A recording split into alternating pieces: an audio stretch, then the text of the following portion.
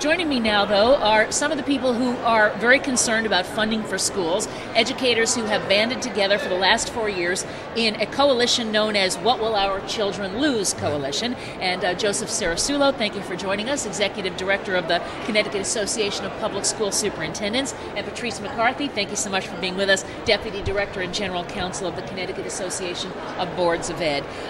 Apparently the governor is not cutting ECS funding.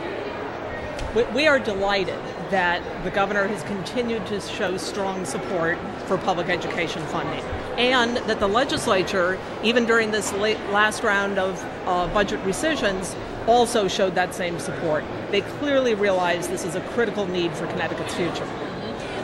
When the governor says we're not going to be cutting that ECS funding, that doesn't bring you up. It keeps you flat.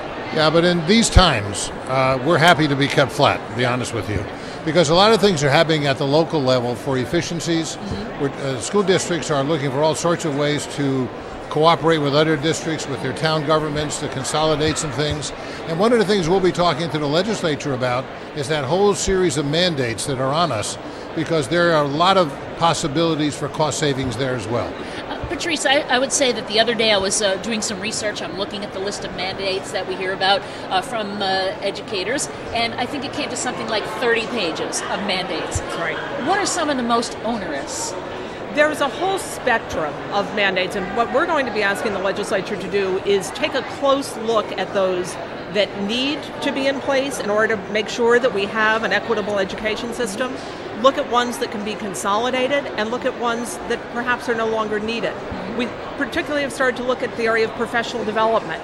And districts are spending about 40 hours of their professional development time, which in most districts is only about 65 hours a year, just to fulfill the state mandated requirements. And many of those we think don't need to be delivered every year or can be combined with other professional development opportunities. Mr. Cerasulo, on another topic, one of the things that's being studied right now by a task force are new high school graduation requirements. Right. How do you feel about the need for new requirements? Well, Patrice is on the task force and I chaired it. So we think we really need new requirements. In fact, we finished our report the other day.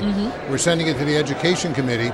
It calls for two things. One, some relief from the requirements that are there already, granting more flexibility at the local level. And then also a study to be done in about a year to really come up with graduation requirements that align with 21st century skills, that align with a mastery-based personalized learning approach, and that will help every child meet the standards that have been set by the State Board of Education.